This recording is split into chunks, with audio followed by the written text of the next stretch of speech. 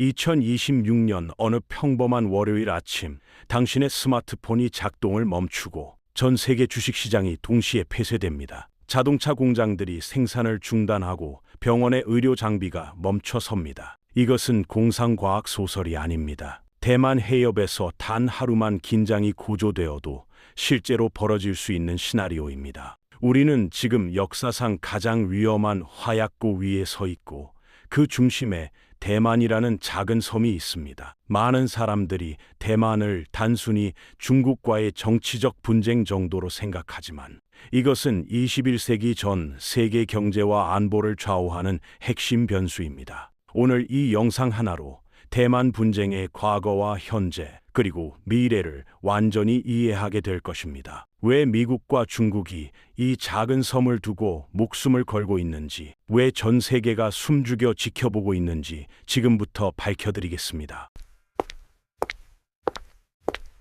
먼저 숫자 하나를 보겠습니다. 92%. 이것은 전 세계 최첨단 반도체 시장에서 TSMC가 차지하는 점유율입니다. 10나노 이하의 초미세 공정 칩을 만들 수 있는 회사는 전 세계에 단 2곳뿐이고 그중 압도적인 1위가 바로 대만의 TSMC입니다. 애플의 아이폰에 들어가는 A 시리즈 칩, 엔비디아의 AI 프로세서, 퀄컴의 스냅드래곤, AMD의 라이젠 프로세서까지 모두 대만에서 만들어집니다. 이것은 단순한 경제적 의존을 넘어선 절대적 독점입니다. 석유가 20세기의 전략 자원이었다면 반도체는 21세기의 석유이고 TSMC는 그 유전을 독점하고 있는 것입니다. 대만은 이것을 실리콘 실드라고 부릅니다.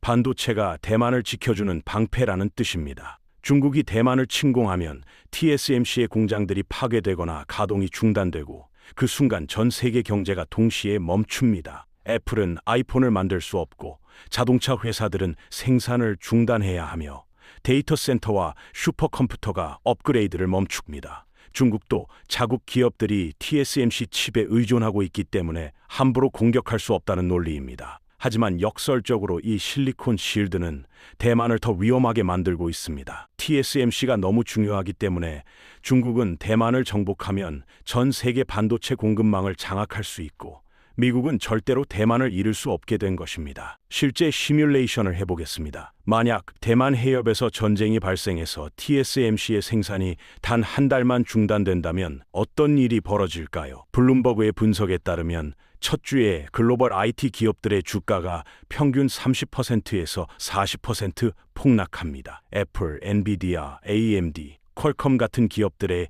시가총액이 수조 달러 증발하는 것입니다. 두 번째 주부터는 전자제품 출시가 연기되거나 취소되고 스마트폰과 노트북 가격이 급등하기 시작합니다. 한 달이 지나면 자동차 산업이 본격적으로 타격을 받습니다. 토요타, 폭스바겐, GM 같은 회사들이 생산 라인을 멈춰야 하고 전 세계 자동차 생산량이 60% 이상 감소합니다. 3개월이 지나면 인공지능 산업이 붕괴 직전에 이릅니다. 새로운 AI 칩을 생산할 수 없기 때문에 챗GPT 같은 서비스의 확장이 불가능해지고 자율주행차 개발이 멈춥니다. 6개월이 지나면 의료 장비 부족 사태가 시작됩니다. MRI와 CT 같은 첨단 의료기기에도 고성능 반도체가 필수이기 때문입니다. 1년이 지나면 전 세계 GDP가 5%에서 10% 감소하고 이것은 2008년 금융위기보다 더 큰 충격입니다. 이것은 과장이 아니라 미국 국방부와 주요 싱크탱크들이 실제로 예측한 시나리오입니다. 대만 문제는 지역 분쟁이 아니라 글로벌 경제의 심장을 건드리는 문제입니다. 더 무서운 것은 TSMC가 단순히 칩만 만드는 회사가 아니라는 점입니다. 이 회사는 수십 년간 축적한 제조 기술과 노하우의 결정체입니다. 반도체 생산 장비를 만드는 네덜란드의 ASML, 일본의 도쿄 일렉트론, 미국의 어플라이드 머티리얼즈 같은 회사들이 최첨단 장비를 공급하지만 그 장비들을 완벽하게 활용해서 수율 90% 이상으로 칩을 만들어내는 능력은 TSMC만 가지고 있습니다. 중국이 대만을 점령해도 이 기술을 즉시 활용할 수 없고 미국이나 다른 나라가 공장을 옮겨도 같은 수준의 생산이 불가능합니다. TSMC의 엔지니어들과 그들이 가진 암묵지가 핵심이기 때문입니다. 미국은 이미 이 위험을 인지하고 움직이고 있습니다. 2022년 바이든 정부는 520억 달러 규모의 반도체 지원법을 통과시켰고 TSMC를 설득해서 애리조나주에 공장을 짓도록 했습니다. 하지만 이것도 쉽지 않습니다. 애리조나 공장은 건설 지연과 비용 초과로 어려움을 겪고 있고 2025년 말 기준으로 본격 가동은 2026년 이후로 예상됩니다. 더 큰 문제는 미국 공장이 완성되어도 대만 본사의 20% 수준 생산량밖에 안 된다는 것입니다. 대만의 신주 사이언스 파크에 집중된 거대한 생산 능력을 대체하는 것은 불가능에 가깝습니다. TSMC의 창업자 모리스 창은 최근 인터뷰에서 충격적인 발언을 했습니다. 만약 중국이 대만을 침공하면 TSMC 공장을 파괴할 것이라고 말입니다. 중국이 세계 최고의 반도체 기술을 손에 넣지 못하도록 차라리 공장을 폭파하겠다는 것입니다. 이것은 허언이 아닙니다. 대만 정부도 비상시 주요 시설을 무력화하는 계획을 가지고 있습니다. 중국 입장에서는 TSMC를 손에 넣으려고 전쟁을 시작했는데 폐허만 손에 쥐갤 수 있습니다. 하지만 중국은 대만을 포기할 수 없습니다. 왜냐하면 대만의 가치는 반도체만이 아니기 때문입니다. 이제 지도를 펼쳐보겠습니다. 대만은 중국 본토에서 겨우 130km 떨어진 곳에 있습니다. 서울에서 대전까지의 거리보다 가깝습니다. 하지만 이 작은 해협이 중국에게는 태평양으로 나가는 유일한 문입니다. 중국의 해군 전략가들은 제1도련선이라는 개념을 이야기합니다.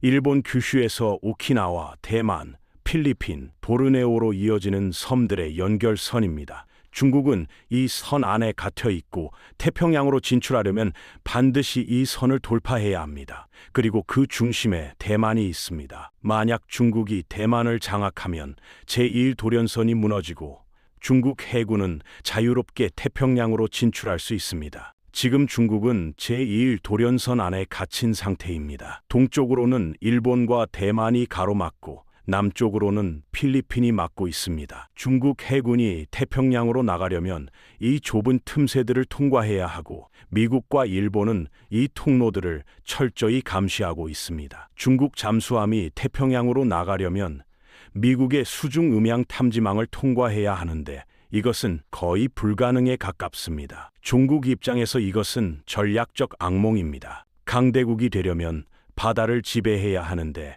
중국은 자국 해안에서 200km만 벗어나도 미국과 동맹국들의 감시를 받습니다. 대만을 장악하면 모든 것이 바뀝니다. 대만 동부 해안은 수심이 깊고 태평양으로 직접 연결됩니다. 중국은 대만의 해군 기지와 잠수함 기지를 건설할 수 있고 제1도련선을 돌파하지 않고도 태평양으로 진출할 수 있습니다. 더 중요한 것은 미국의 괌 기지를 직접 위협할 수 있다는 것입니다. 괌은 미국의 서태평양 전략에서 가장 중요한 거점인데 대만에서 괌까지는 2,700km밖에 안 됩니다. 중국의 중거리 미사일 사정거리 안에 들어옵니다. 대만을 손에 넣으면 중국은 서태평양에서 미국과 대등하게 싸울 수 있는 위치를 확보하는 것입니다. 대만 해협은 경제적으로도 엄청난 가치를 지니고 있습니다. 매년 5조 달러 이상의 물류가 이 해협을 통과합니다. 전 세계 컨테이너 운송의 절반 이상이 대만 해협을 지나갑니다. 일본과 동남아시아를 연결하는 해상 무역로의 핵심 구간입니다. 만약 대만 해협이 봉쇄되면 전 세계 물류망이 마비됩니다. 중국이 대만을 장악하면 이 물류의 흐름을 통제할 수 있고 이것은 경제적 무기가 됩니다. 중국의 우호적이지 않은 나라의 선박들은 대만 해협을 통과하지 못하게 만들 수 있고 우회로를 선택하면 운송 비용이 기하급수적으로 증가합니다. 그렇다면 대만은 언제부터 이렇게 복잡한 문제가 되었을까요? 1949년으로 돌아가 보겠습니다. 국공내전에서 패배한 장제스의 국민당 정부가 대만으로 피신합니다. 중국 본토는 마오쩌둥의 공산당이 장악하고 중화인민공화국을 선포합니다. 이때부터 하나의 중국이 두 개의 정부로 분열됩니다. 흥미로운 것은 양쪽 모두 자신이 진짜 중국 정부라고 주장했다는 점입니다. 국민당 정부는 대만에서 중화민국이라는 이름으로 언젠가 본토를 수복하겠다고 선언했고, 공산당 정부는 대만이 반란 세력이 점거한 지역일 뿐이라고 주장했습니다. 냉전 시대에는 미국이 대만의 국민당 정부를 중국의 유일한 합법 정부로 인정했습니다. 하지만 1971년 모든 것이 바뀝니다. 유엔에서 중화민국을 추방하고 중화인민공화국을 중국의 유일한 합법 정부로 인정합니다. 1979년에는 미국마저 중국과 수교하면서 대만과의 공식 외교 관계를 끊습니다. 대신 미국은 대만관계법이라는 독특한 법을 만듭니다. 대만을 국가로 인정하지는 않지만 대만에 무기를 판매하고 중국이 무력으로 통일을 시도하면 개입할 수 있다는 내용입니다. 이것이 바로 전략적 모호성입니다. 중국에게는 하나의 중국 원칙을 인정하는 척하면서 대만에게는 안보를 보장하는 애매한 태도입니다. 이 모호함이 지난 45년간 대만 해협의 평화를 유지해왔지만 이제 그 균형이 무너지고 있습니다. 역사를 더 거슬러 올라가면 대만의 정체성은 더 복잡합니다. 대만은 17세기에 네덜란드의 식민지였고 이후 청나라의 영토가 되었습니다. 하지만 청나라도 대만을 변방의 섬 정도로 여겼고 본격적으로 개발하지 않았습니다. 1895년 청일전쟁에서 청나라가 패하면서 대만은 일본에 할양됩니다. 50년간 일본의 식민지로 있다가 1945년 2차 세계대전이 끝나면서 중화민국에 반환됩니다. 그리고 4년 뒤 국공내전의 결과로 국민당 정부가 대만으로 피신하면서 지금의 상황이 만들어졌습니다. 대만 사람들 중 일부는 자신들이 중국인이라고 생각하지만 많은 사람들은 대만인으로서의 독자적 정체성을 가지고 있습니다. 대만 내부도 복잡합니다. 대만 사람들은 크게 두 그룹으로 나뉩니다. 본성인은 수백 년 전부터 대만에 살던 사람들과 그 후손들이고, 외성인은 1949년 국민당과 함께 본토에서 건너온 사람들과 그 후손들입니다. 과거에는 외성인들이 권력을 독점했고 언젠가 본토를 수복한다는 통일지향적 태도를 보였습니다. 하지만 지금은 상황이 완전히 바뀌었습니다. 대만 국립정치대학의 2025년 조사에 따르면 20대에서 30대 대만 청년의 83%가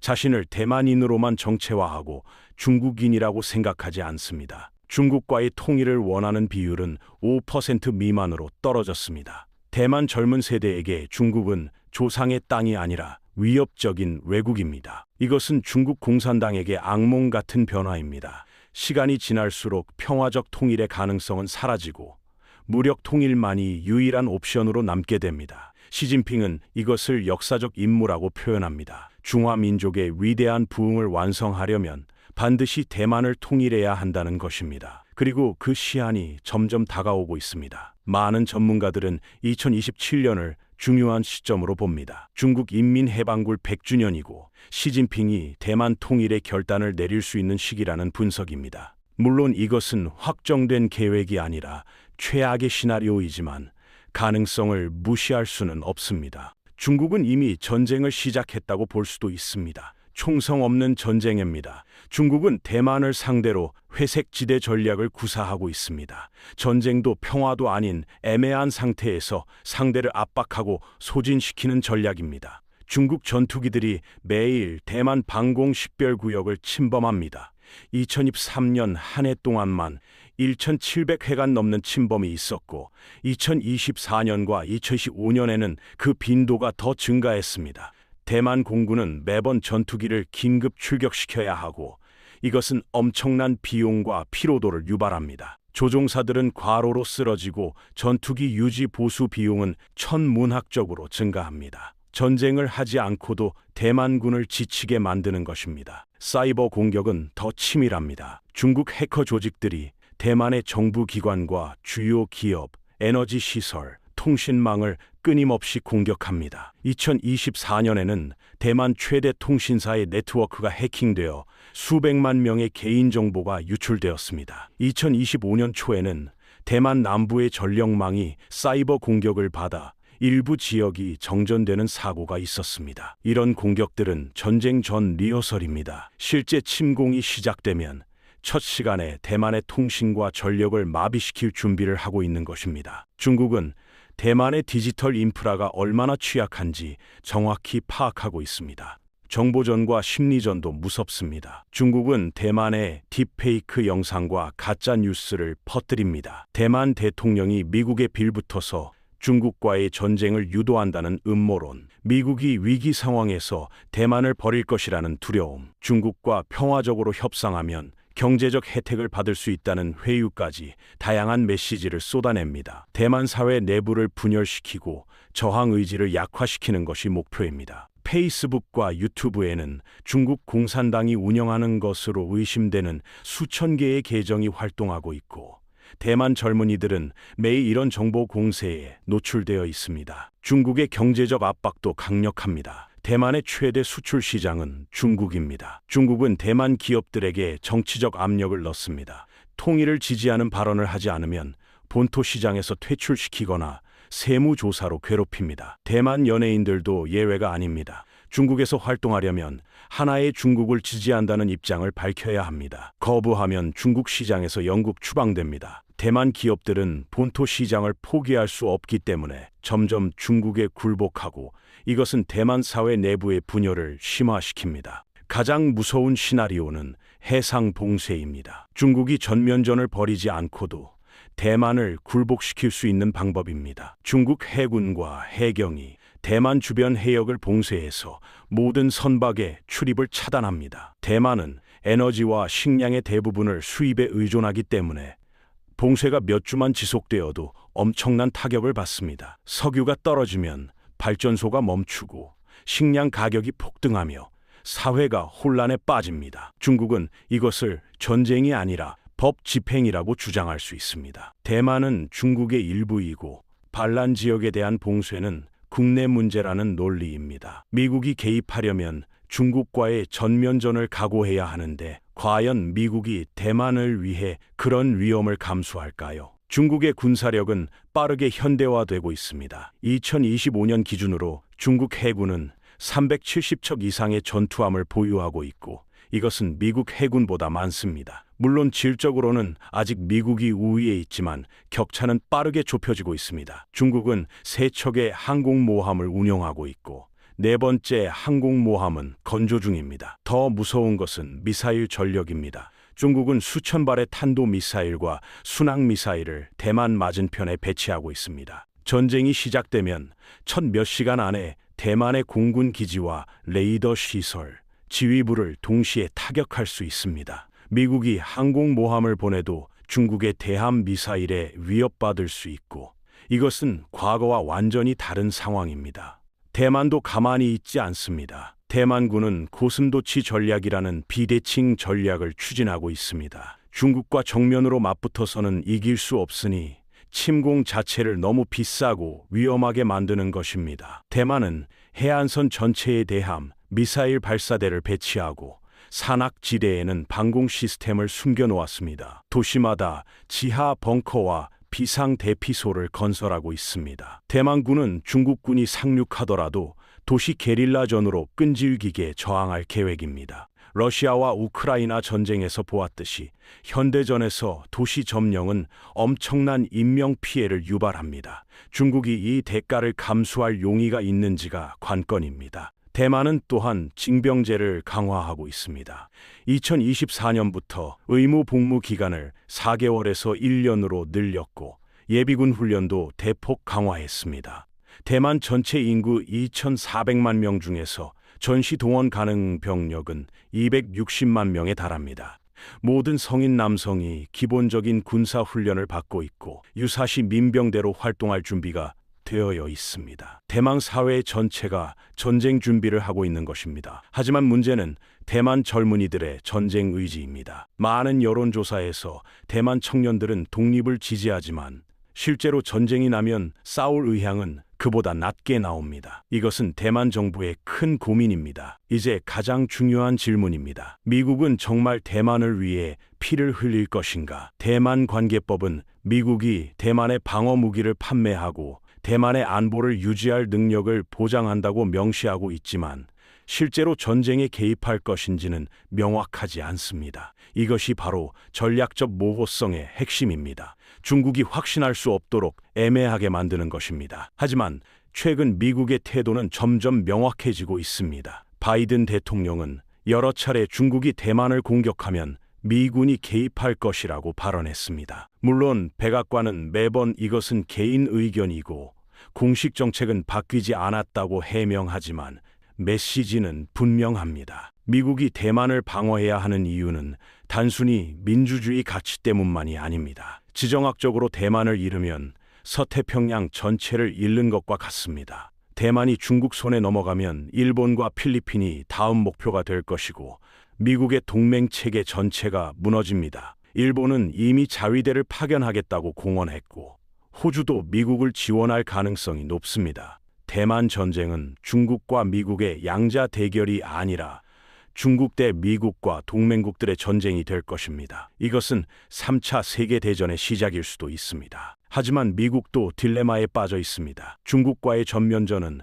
상상을 초월하는 피해를 유발할 것입니다. 현대전쟁 시뮬레이션에 따르면 대만 해협전쟁 첫 주에 미군 수천 명이 전사하고 항공모함이 격침될 가능성도 있습니다. 미국 본토도 안전하지 않습니다. 중국은 괌과 하와이의 미군 기지를 미사일로 공격할 수 있고 사이버 공격으로 미국의 전력망과 금융 시스템을 마비시킬 수 있습니다. 전쟁이 장기화되면 미국 경제도 붕괴 직전까지 갈 수 있습니다. 중국과의 무역이 완전히 끊기면 미국 소비자들은 일상용품을 구할 수 없게 됩니다. 월마트 매장이 텅텅 비는 것입니다. 더 큰 문제는 핵무기입니다. 중국은 핵보유국이고 미국도 핵보유국입니다. 전쟁이 중국 본토까지 확전되면 중국이 핵무기를 사용할 가능성을 배제할 수 없습니다. 물론 미국도 핵으로 보복할 것이고 그 순간 인류 문명이 종말을 맞을 수 있습니다.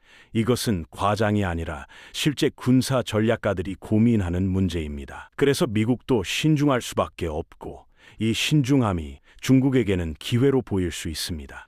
시진핑은 미국이 대만을 위해 샌프란시스코를 희생하지는 않을 것이라고 계산할 수 있습니다. 일본의 역할도 중요합니다. 일본은 대만과 110km밖에 떨어지지 않은 요나구니 섬을 가지고 있고 오키나와에는 미군 기지가 있습니다. 대만 유사시 이 기지들이 작전 거점이 될 것이고 일본은 자동으로 전쟁에 휘말립니다. 일본 정부는 2022년 국가안보 전략을 개정하면서 대만 유사시 자위대가 개입할 수 있다는 입장을 밝혔습니다. 일본에게 대만은 생존의 문제입니다. 대만이 중국 손에 넘어가면 일본의 해상 무역로가 중국의 통제 아래 들어가고 일본 경제가 인질이 됩니다. 일본은 에너지와 식량의 대부분을 수입에 의존하는데 중국이 이 물류를 차단하면 일본은 굴복할 수밖에 없습니다. 호주도 미국 편에 설 가능성이 높습니다. 호주는 중국과 경제적으로 깊이 연결되어 있지만 안보는